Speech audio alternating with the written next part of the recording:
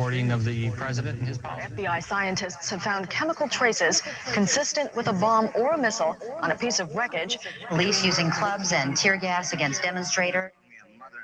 So-and-so and a white fascist. Like they said, you're getting some of your own medicine. Va ora in onda Te la ridò io, l'America, con Matteo De Sio. Welcome everybody, buongiorno a tutte e a tutti, questa è Te la ridò io, l'America, questo è il nostro appuntamento dedicato agli Stati Uniti ogni settimana qui su Radio Libertà. Cominciamo con una delle tantissime notizie importanti della settimana, ovvero l'Iran che cerca di tornare sui piedi di guerra per quanto riguarda gli Stati Uniti, perché punta a un'alleanza anti-americana che potrebbe, secondo tanti analisti statunitensi, anche portare a un ritorno di conflitti armati proprio all'interno del Medio Oriente, un Medio Oriente che rimane quindi sempre una problematica importante per l'amministrazione Trump e anche per gli Stati Uniti in generale. Parliamo anche, attenzione, per quello che è avvenuto purtroppo in New Jersey, ovvero un centro di detenzione per gli immigrati irregolari. Questo è stato assaltato, è stato preso d'assalto da protestanti, cioè da agitatori politici, si parla addirittura, poi però a sapere anche meglio la notizia, addirittura di influenze esterne. Intanto un governatore del New Jersey, tra l'altro, che si è dichiarato addirittura sicuro delle influenze esterne per quanto riguarda quello che è avvenuto. Sono stati arrestati quasi tutti questi agitatori politici e quasi tutti non erano del New Jersey, quindi parliamo di una immigrazione che sta portando a uno scontro politico sempre più importante negli Stati Uniti, che addirittura fa veramente creare azioni coordinate per mettere in difficoltà l'ordine pubblico, per mettere in difficoltà lo Stato di diritto statunitense. Ma d'altronde non potevamo che aspettarcelo dopo le tante dichiarazioni che abbiamo riportato anche qui su Radio Libertà, su Te la ridò io l'America, di tanti funzionari, di tanti politici, addirittura democratici, che parlavano di voler mettere in difficoltà le persone comuni, quindi per esempio gli agenti della polizia dedicata all'immigrazione ICE, che si tratta appunto di persone comuni, quindi una situazione paradossale, una situazione incredibile per quanto riguarda la situazione americana. Parliamo anche, per fortuna, però, di proteste che poi erano anche in parte pacifiche, e anche della sicurezza pubblica, che è stata totalmente messa sotto controllo dalle autorità statali. Ovviamente, dato che si parla soprattutto di ICE e di polizia, quindi dedicata all'immigrazione, il governatore del New Jersey ha cercato anche ovviamente di diminuire, per quanto riguarda gli agenti federali, l'arrivo di essi, anche per far rimanere non allineati probabilmente di tanti elettori di sinistra, e non apparire anche egli stesso come debole. Ma andando avanti con le notizie, anche perché parliamo soprattutto di midterms, parliamo di elezioni di medio termine che sono importantissime negli Stati Uniti, perché ridisegneranno gli equilibri politici americani interni per quanto riguarda la politica internazionale. Ecco, parliamo anche quindi di una situazione che riguarda, ricorderete, il gerrymandering, la redistribuzione, la ristrutturazione dei distretti per quanto riguarda le votazioni, perché ovviamente questo può cambiare quanto un'area che magari ha una forte influenza democratica o repubblicana possa garantire un numero di seggi. Quindi parliamo però di una redistribuzione che era iniziata sì dai repubblicani, che era stata però portata avanti con sabotaggi anche nei confronti dei repubblicani da parte dei democratici, che ne hanno subito approfittato in due stati molto importanti per gli Stati Uniti, ovvero l'Ohio e la California, del possibile nuovo candidato alle elezioni Newsom. Ecco, vediamo anche che per fortuna o per sfortuna, a seconda dei punti di vista, la battaglia politica e legale per quanto riguarda la redistribuzione dei distretti in questo momento è in mano ai repubblicani. È iniziata questa battaglia, come Reuters fa notare, con un Donald Trump che addirittura ha cercato in Texas di redistribuire i distretti con una nuova mappa che metteva in difficoltà, avrebbe messo poi in difficoltà i seggi per quanto riguarda i democratici e i californiani, con la California di Newsom, hanno risposto con una redistribuzione, tra l'altro, con elezioni che in quel momento stavano per avvenire, quindi hanno cambiato le carte in tavola il prima possibile e anche ovviamente per ottenere vantaggi importanti. Tra l'altro, una redistribuzione che in questo momento è stata anche approvata per quanto riguarda la Corte Suprema, che ha tolto piano piano anche una grande quantità di leggi che erano state, leggi elettorali che erano state promulgate a favore della minoranza afroamericana. Perché? Perché non abbastanza congrue con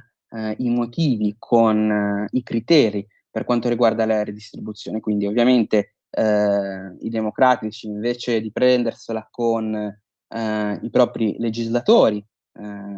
o invece di provare subito dopo a creare una legge adatta, se la sono presa con la cattiva Corte Suprema razzista, che poi vedremo in realtà razzista non è. E anche la Corte Suprema del singolo Stato della Virginia ha rigettato, ne abbiamo parlato anche nelle scorse puntate, una redistribuzione dei distretti da parte dei democratici, e quindi in questo momento i repubblicani sembra abbiano un vantaggio, perché in Tennessee hanno guadagnato un seggio, nel South Carolina sono riusciti a far fallire la proposta di legge dei democratici. In Alabama potranno forse ottenere un seggio, in Texas addirittura 5 forse, in Florida 4, nella Florida in questo momento in mano ai repubblicani, e un Missouri, un seggio, in Ohio, nel democratico Ohio addirittura si potrà arrivare a 2 seggi in più forse, ovviamente. In North Carolina si pensa a un seggio, in Louisiana un seggio, e in Indiana hanno bloccato la possibilità per i democratici di redistribuire, di effettuare quindi il gerrymandering, come anche in Kansas, mentre i democratici hanno guadagnato dei seggi in California, in Utah e nessun altro stato. Negli altri sono riusciti a bloccare gli interventi dei repubblicani. Questo per darvi una idea per quanto riguarda le elezioni di medio termine, per quanto riguarda anche, ovviamente poi studieremo i candidati più importanti, ma questo per darci un'ulteriore chiarezza mentale per quello che potrebbe accadere, anche perché parlando di Corte Suprema e parlando di quanto in realtà non vi sia questo razzismo che hanno implicato ovviamente i democratici, perché la Corte Suprema è colpevole di non aver semplicemente accettato delle leggi probabilmente scritte male a favore di minoranze afroamericane. Ecco, è successo che invece un detenuto che in questo momento risiede in un braccio della morte, parliamo di quindi un detenuto che purtroppo per lui sarà quindi condannato a morte. È stato arrestato nel 2006 per il suo ruolo presunto, perché probabilmente, vi dirò anche, forse si arriverà a un nuovo processo, ecco, un ruolo presunto nell'omicidio di un proprietario di un negozio, di un supermercato. Una Corte Suprema che con una decisione di 5 contro 4 ha dichiarato che innanzitutto le corti statali del Mississippi non hanno valutato apertamente la dichiarazione, la denuncia del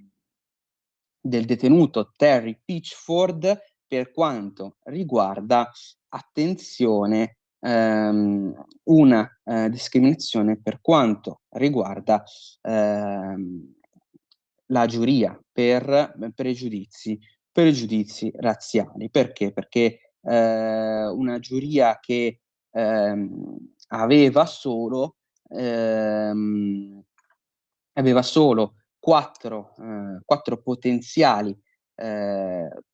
individui proprio per di colore, proprio per partecipare a questo processo. Tra l'altro una decisione sempre passata della Corte Suprema che aveva escluso in un processo nel processo Batson contro il Kentucky che non poteva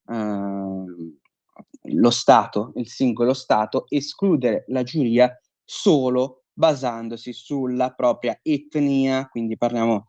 ovviamente di un tema molto caldo, che rimane molto caldo negli Stati Uniti, parliamo di un processo che il precedente nell'86, che è ancora più caldo all'epoca ovviamente, e parliamo, attenzione, di una giuria formata da 12 persone in cui un solo membro era afroamericano, quindi parliamo di un tema veramente importante quanto anche l'etnia secondo gli americani, a prescindere dal colore politico, sia fondamentale per entrare in certe dinamiche politiche e processuali. E quindi abbiamo parlato anche di una Corte Suprema che in realtà è molto più equa e corretta rispetto a quanto possa sembrare e a quanto viene poi riportato dai giornali vicini ai democratici. L'altra notizia ovviamente molto importante per quanto riguarda la politica interna ed estera insieme per gli Stati Uniti, ovvero i dazi. I dazi sono un argomento molto importante ovviamente per gli Stati Uniti, dazi che hanno visto Donald Trump far ritornare in pompa magna il mondo a parlare dell'economia statunitense. Parliamo anche però ovviamente per quanto riguarda la Corte Suprema, che ovviamente era sempre assoggettata a Trump secondo molte narrazioni, aveva deciso in realtà di far limitare molti dei dazi ed era partita ovviamente una campagna di rimborsi che ovviamente si parla di miliardi per i tanti importatori negli Stati Uniti, ecco, ma l'amministrazione Trump sta cercando di battagliare legalmente per evitare che non solo gli importatori che hanno denunciato per quanto riguarda, che hanno fatto partire la class action contro lo Stato federale possono ottenere i rimborsi, ma anche tutti gli altri che non hanno partecipato a questa causa molto importante. L'altro caso di politica interna che però è collegato alla politica estera è quello che riguarda una decisione della Corte federale d'appello per quanto riguarda il detenuto Mohammed Khalil, un importante in questo momento volto simbolico per le proteste filo-palestinesi nei campus americani, che ricorderete hanno agitato tantissimo i giovani e gli studenti americani. E infatti, rimanendo come ultima notizia nel reparto dell'istruzione americana, Harvard continua la propria battaglia legale per quanto riguarda l'iscrizione di studenti stranieri all'interno della propria università, anche per avere autonomia accademica per quanto riguarda proprio le decisioni dell'amministrazione Trump. E con quest'ultima notizia il sottoscritto Matteo De Sio vi saluta e vi aspetto la prossima settimana sempre qui su Radio Libertà. Grazie per l'attenzione, una buona giornata a tutti e un buon lavoro a tutti. We attempted to form